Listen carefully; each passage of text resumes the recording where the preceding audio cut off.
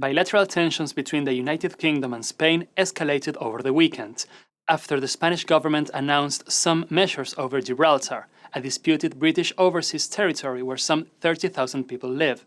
Madrid said that it's willing to impose a border tax, limit the use of its airspace to planes using Gibraltar's airports, and investigate potential cases of tax fraud by Gibraltarians that live in Spain. This conflict is a reminder that, despite 6 decades of European integration, EU members still want to protect their geopolitical imperatives. The current tensions began after the government in Gibraltar dumped blocks of concrete into the sea to create an artificial reef for fishing.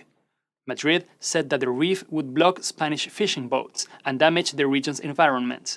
However, the current episode is only the most recent example of a 3-century-old competition between Spain and the UK to dominate this strategic territory. The United Kingdom and Spain are maritime nations who built their strength from powerful navies.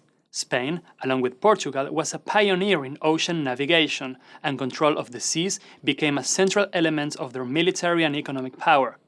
Britain also founded its power on a strong navy, aimed at securing the supply routes between London, its imperial territories, and its trade partners. Due to its geographical position connecting the Mediterranean with the Atlantic Ocean, the Strait of Gibraltar had traditionally had high strategic value for both nations.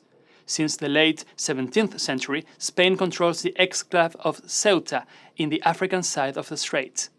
British and Dutch forces captured Gibraltar in 1704, and under a 1713 treaty, Gibraltar was ceded to Britain in perpetuity.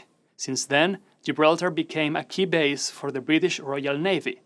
With the opening of the Suez Canal, Gibraltar became even more important, as it laid on the sea route between the United Kingdom and the British possessions in the Middle East and Asia.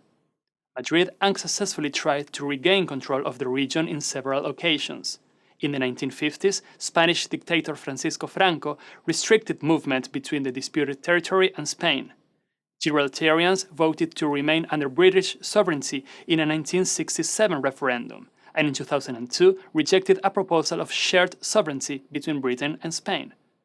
Bilateral relations over Gibraltar improved in the 1980s, when Spain joined the European Community and the border was fully reopened.